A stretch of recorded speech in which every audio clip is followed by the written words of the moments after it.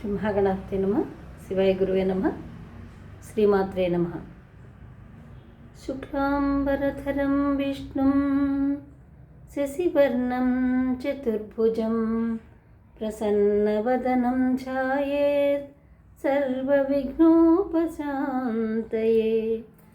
గణపతి మహారాజ్కు నమస్కారం పెట్టుకుని లలితా శాస్త్రంలోకి వెళ్ళే ప్రయత్నం చేద్దాం. మనం కిందటి నామాలలో చెప్పుకునేవి ఏంటంటే, ఆ భండాసురుడికి అమ్మవారికి ఏ విధంగా యుద్ధం జరిగింది, ఎటువంటి అస్త్రాలు వేశారు, ఆ యొక్క పాశుపతాస్త్రం యొక్క గొప్పదనం ఏమిటి, ఇవన్నీ కూడా వాటి గురించి మనం తెలుసుకున్నాం. భండాసురుడు ఎలా ఉన్నాడు, ఎక్కడెక్కడ ఆవహించి ఉన్నాడు, వాడు చేసే దుష్కర్యాలు ఏంటి, ఇవన్నీ కూడా మనం తెలుసుకున్నాం.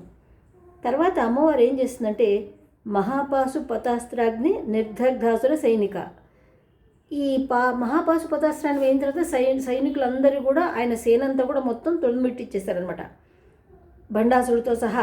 తర్వాత కామేశ్వరాస్త్ర నిర్దగ్ధ భండాసుర శూన్యక, భండాసురుణ్ణి, వాడి పట్టణాన్ని, వాడి సైన్యాన్ని, వాడు ఏవైతే నిర్మించుకున్నాడో రాక్షస గృహాలని, వాటిల్ని అన్నిటిని కూడా అమ్మవారు కామేశ్వరాస్త్రంతో మొత్తం కూడా బూడిద రాశిలాగా చేసేసిందనమాట.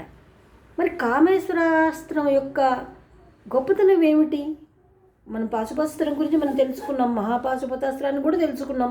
ఈ కామేశ్వరాస్త్రం ఏంటంటే, ఇక్కడ మళ్ళా పుట్టడం, మళ్ళా చిగించటం, మళ్ళా ఆశలు చెలరేగటం, కోరికలతో రగిలిపోవటం, అది కావాలి ఇది కావాలనేటువంటి ఉంది. ఇవన్నీ కూడా మనకి పునర్జన్మ కారకాలు అవుతాయి. ఒక చెట్టు ఉంది, కాస్త నీళ్లు పోసం ఎండిపోయిన చెట్టు అయినా సరే కొన్ని రోజులకు చిగుళ్ళు వేసుకొచ్చేస్తుంది.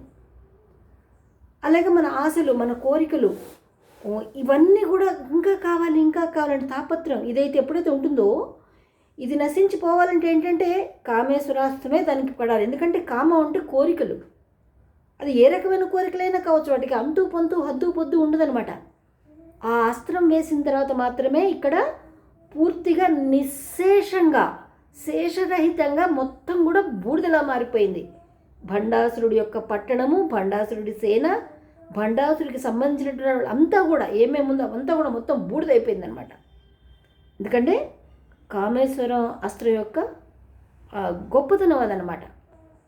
ఏ విధంగానూ మళ్ళా వాడు ఉద్భవించే అవకాశాలు లేవు, ఏ విధంగానూ మళ్ళీ వాడు పుట్టే అవకాశాలు లేవు, ఎక్కడ కూడా ఇంత కూడా మొలక రావడానికి వీలు లేదనమాట. మొత్తం ఇట్లా బూడిదైంది. బూడిదలోంచి ఏమీ రావు, బూడిదలోంచి ఏమీ మళ్ళీ పుట్టే ప్రసక్తి లేదు. ఎందుకంటే దాని తర్వాత ఇంకేది లేదు కాబట్టి. ఆ విధంగా అమ్మవారు చేసిన తర్వాత అమ్మవారి యుద్ధాన్ని, అమ్మవారు అస్త్రాలని ప్రయోగించిన విధానాన్ని, చివరిలో వేసినటువంటి కామేశ్వరాస్త్రాన్ని, ఆవిడ తెలివితేటలు, ఆవిడ ఐక్యూ గురించి మనకి తెలుస్తుందన్నమాట.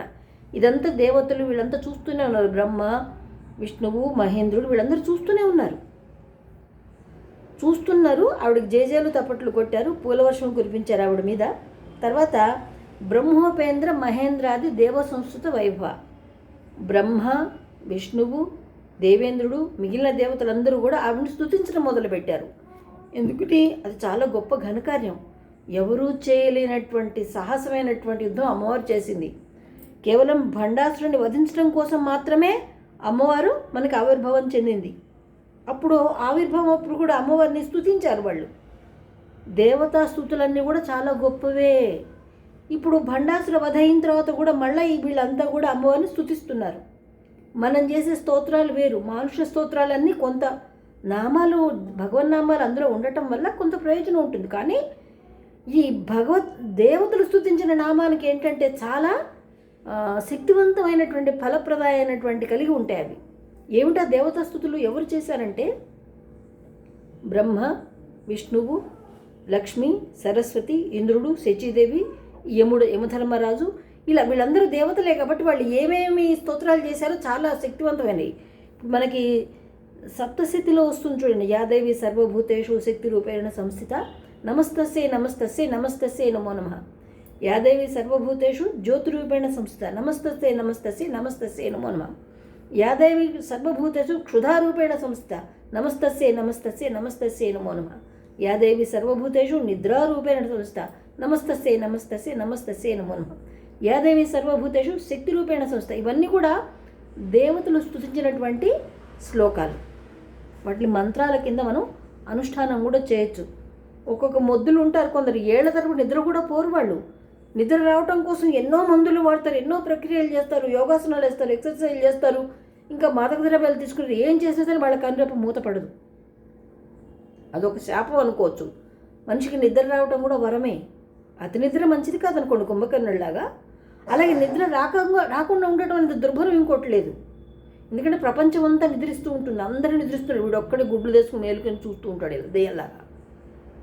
అటువంటి బాధ ఉన్న వాళ్ళకి ఈ స్తోత్రాన్ని కనుక పారాయణ చేస్తే చక్కటి నిద్ర వస్తుందన్నమాట. ఎందుకంటే నిద్రాస్వరూపుని అమ్మవారు మహామాయ, ఆవిడని స్తుతిస్తే అన్నీ కరెక్ట్గా. అట్లాగే ఆకలి కూడా, ఆకలి పుట్టాలి, ఆహారం దొరకాలి, తిన్న ఆహారం జీర్ణం అవ్వాలి. అంతకన్నా ఇంకా సుఖం ఏది ఉండదు ప్రాణానికి. అది లక్ష్మీప్రదం అని చెప్పబడుతుంది. ఎంతో ధాన్యం బస్తాలు ఉన్నాయి ఇంట్లో, ఎంతో పాలు, నెయ్యి, పెరుగు ఇవన్నీ ఉన్నాయి, చాలా చుట్టాలు ఉన్నాయి, చాలా స్వీట్లు ఉన్నాయి, తినుబండారాలు ఉన్నాయి, అందరూ తింటున్నారు. వీడికి ఆకలి లేదు. వాడంత దరిద్రుడు ఇంకోటి ప్రపంచంలో ఎవరూ ఉండరు అనమాట. ఆ స్థితి లేకుండా అమ్మవారు చేస్తుందన్నమాట.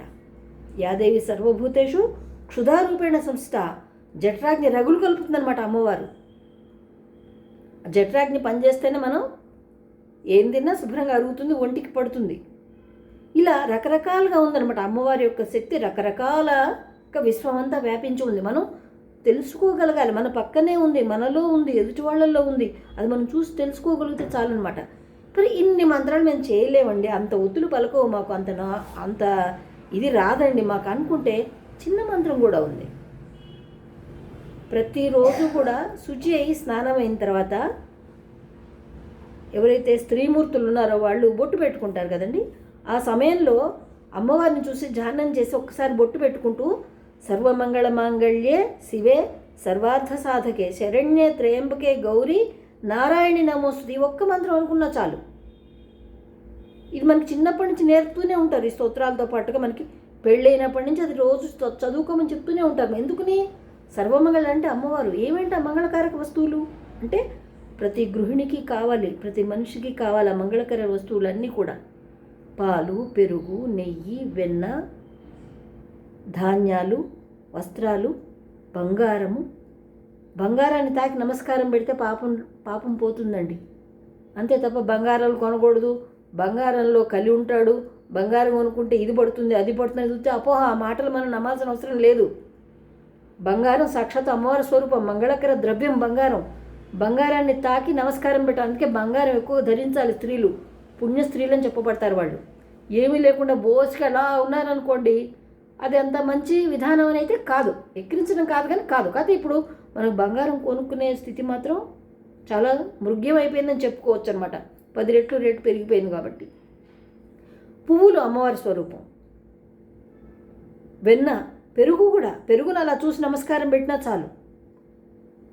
అందులో ఉన్నటువంటి శక్తి మీకు లభిస్తుంది. ఏంటి ఆ శక్తి? మనకి లభించే శక్తి ఏంటి వీటి వల్ల అంటే మనకున్నటువంటి దుష్టగ్రహ పరిస్థితులు ఏవైతే ఉంటాయో, ఇప్పుడు నవగ్రహాల్లో అది చూపు ఎక్కువ ఉంది, తీన్ చూపు ఎక్కువ ఉంది, రాహు చూపు ఎక్కువ ఉంది, కేతు ఎక్కువ ఉన్నాడు, శని ఇలా అంటారు కదా, అవన్నీ కూడా మనని అంటవు. అంటే వాటి ప్రభావం తీవ్రత మన మీద అంతగా పనిచేయదు, కొద్దిగా జలకి చెడిపోతాయి అంతే. ఎందుకంటే ప్రారంభ కర్మ తప్పించుకోలేం కాబట్టి కొంచెంగా బాధిస్తాయి. ఇవన్నీ మంగళకర ద్రవ్యాలు అనమాట. అద్దం కూడా. అద్దం సాక్షాత్తు లక్ష్మీ స్వరూపం అని చెప్పబడుతోంది. లక్ష్మి అంటే అమ్మవారే కదండి. కాబట్టి వీటన్నిటినీ కాళ్ళు తగలకూడదు. పాల గిన్నెలు కానీ, పెరుగు గిన్నెలు, గంగాజలము, పసుపు, కుంకుమ, పూలు, పసిపిల్లలు, గోవు, వీళ్ళందరూ కూడా మొత్తం శ్రీమాతలతో సమానం అనమాట. ఈ ఉన్న ఇల్లు సమృద్ధిగా ఉంటుంది. పాడి పంట అంటే ఐశ్వర్యానికి చిహ్నం. కాబట్టి ఎప్పుడు ఈ సర్వమంగళ నామాన్ని ప్రతి ఒక్క స్త్రీ కూడా తలుచుకుంటూ ఉండాలి. ధనము, ధాన్యము, ఐదోతనము, ఆరోగ్యము అన్నీ ఉంటాయి. గ్రహస్థితులు కాస్త వెనక ముందైనా తట్టుకునే శక్తి కూడా లభిస్తుంది దీనివల్ల. చూస్తారా అమ్మవారు మనకి ఎంతో సూక్ష్మంలో మోక్షం చూపించేస్తుందో మనకి. వెన్న కూడా, వెన్న సాక్షాత్తు విష్ణు స్వరూపం. అందుకే శ్రీకృష్ణుడు చూడండి వెన్నతో ఎంత లీలలు చేశాడో మనందరికీ తెలుసు. వెన్నను చూసినా కూడా చాలు మన గ్రహస్థితిలో మార్పు వచ్చేస్తుంది. కాబట్టి ప్రతి ఒక్కళ్ళు కూడా ఈ 2 శ్లోకాల నామాన్ని తలుచుకుంటూ ఉండండి. ఏ సమయంలో అయినా తలుచుకోవచ్చు. శుచిగా తలుచుకుంటే దాని ప్రభావం మనకి తొందరగా మనకి లభిస్తుందన్నమాట. బ్రహ్మోపేంద్రం మహేంద్రాది దేవ సంస్కృత వైభవ. ఈ దేవతలందరూ కూడా అమ్మవారిని వైభవంగా స్తుతించారనమాట. మనం ఎలా చేయాలి స్తుతి? మనకి అన్ని స్తుతులు రావే. ఒక్కొక్కళ్ళు ఒక్కో స్తుతి చేశారు, చాలా పెద్ద స్తుతులు ఉన్నాయి అందులో. మనం అంత చేయలేం, మనం మానవ మాత్రమే కదా. దేవతా స్తుతులు మనం ఎన్ని చేయగలుగుతాం చెప్పండి? వాళ్ళంటే దేవతలు కాబట్టి ఆసువుగా చెప్పేస్తారు, మనకు అవకాశాలు లేవు కదా. మనం ఏం చేయాలి మరి అంటే, ఇక్కడ మనం అమ్మవారిని ఊహించుకుంటుంది. మొట్టమొదటి నామాల్లో మనకి వస్తుంది, అవన్నీ కూడా వస్తాయి. శ్రీమాత, శ్రీ మహారాజ్ఞి, శ్రీమత్సింహాసనేశ్వరి. ఆ లలితాపరా భట్టారిక మాతృస్వరూపిణి ఒక సింహాసనంలో కూర్చుని ఉన్నది. మనం ఇలా ఊహించుకుంటాం, అమ్మవారు ఆ యొక్క సింహాసనంలో కూర్చుంది. శ్రీమాత, శ్రీ మహారాజ్ఞి, శ్రీమత్సింహాసనేశ్వరి, చిదగ్నికుండ సంభూత, దేవకార్య సముచిత. ఆవిడ ఎందుకు వచ్చింది? చిదగ్నికుండలోంచి ఉద్భవించింది. ఎందుకని? దేవతల యొక్క కార్యాలన్నీ కూడా చక్కబెట్టడం కోసము ఆ అమ్మ వచ్చిందనమాట. అందుకు దేవక ఉజ్జద్భాను సహస్రాభ చతుర్బాహు సమన్విత. ఉజ్జద్భాను సహస్రాభ అంటే అప్పటికప్పుడే ఉదయిస్తున్నటువంటి ఆ యొక్క సూర్యబింబం ఏ రంగు ఉంటుందో ఆ రంగులో ఉండి 4 చేతులతోటి కూడా 4 చేతులు కలిగి ఉందన్నమాట అమ్మవారు. ఇది మనం అలా ఊహించుకుంటుంటే అదే ధ్యానం అవుతుంది. అది దేవతా స్తోత్రం కింద మార్పు చెందు. ఎందుకంటే మనం దేవతను ఉద్దేశించే మాట్లాడుతున్నాం కాబట్టి.